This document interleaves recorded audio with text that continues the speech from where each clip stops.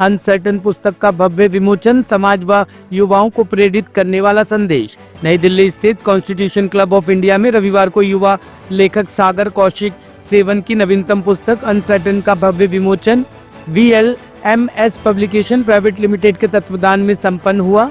इस अवसर पर साहित्य और समाज में युवाओं को प्रेरित करने वाले संदेशों का आदान प्रदान हुआ। कार्यक्रम के मुख्य अतिथि श्री रॉबिन हीबू विशेष पुलिस आयुक्त ने अपने संबोधन में युवा पीढ़ी को आत्मविश्वास और सकारात्मक दृष्टिकोण के साथ जीवन में आगे बढ़ने की प्रेरणा दी।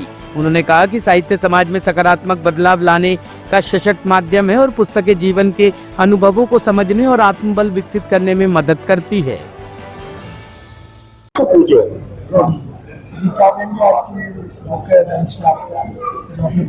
जी,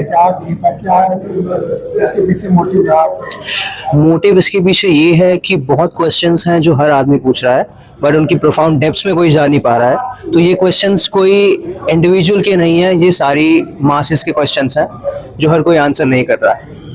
कुछ होगा फेटेड डेस्टिन्ड ये एग्जिस्टेंस है जो कुछ लोग ये क्वेश्चंस आंसर कर पा रहे हैं।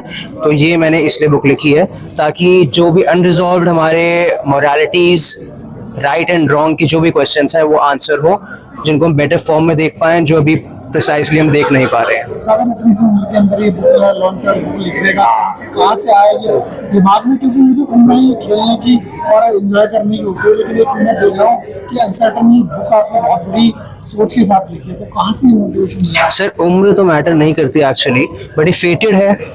जो मेरी एग्जिस्टेंस है, ये मेरा फेट है जो मुझे मिला है। ये क्वेश्चंस मीनिंगफुल है और जैसे मैंने बताया कि नॉर्मल क्वेश्चंस नहीं है, ऑल्दो ये मोस्ट नॉर्मल क्वेश्चन भी है एट द सेम टाइम।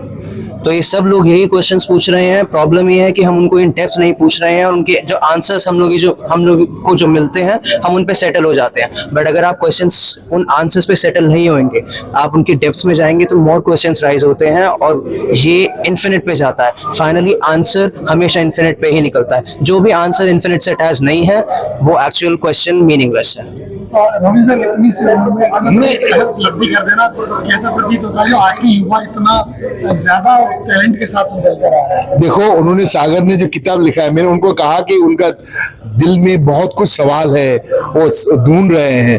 मैंने बताया, वही कहा कि आप गीता पढ़ो, कुरान पढ़िए, बाइबल पढ़िए, आदि ग्रंथ पढ़िए, हमारा वेदों को पढ़िए। मुझे पूरा विश्वास है उनको जवाब मिल जाएगा। 1 नंबर। 2 नंबर, उन्होंने जो जिंदगी अभी शुरुआत की है, क्योंकि अब तो छोटा बच्चा है, तो अच्छी बात है कि आप इस उम्र में जो आजकल के जमाना में इस शैतान के पीछे से भागे हुए हैं, अब वो लिख पा रहा है। तो उसके बहुत ही एक प्रेरणा हमारा समाज के लिए, देश के लिए अच्छी बात है कि इतने छोटी उम्र में आदमी सोचने लगा, लिखने लगा। एक बहुत एक अच्छा चीज है। और मैं कहूँगा कि इसको सिर्फ हिंदी में भी, इसको अभी तो अंग्रेजी में लिखा, हिंदी में भी लिखे, उर्दू में भी लिखे, बाकी हिंदुस्तानी जो भाषा में भी लिखे, ताकि पूरा का पूरा पढ़ सके जो इनका। ठीक है, thank you. Bureau report, team A1 news.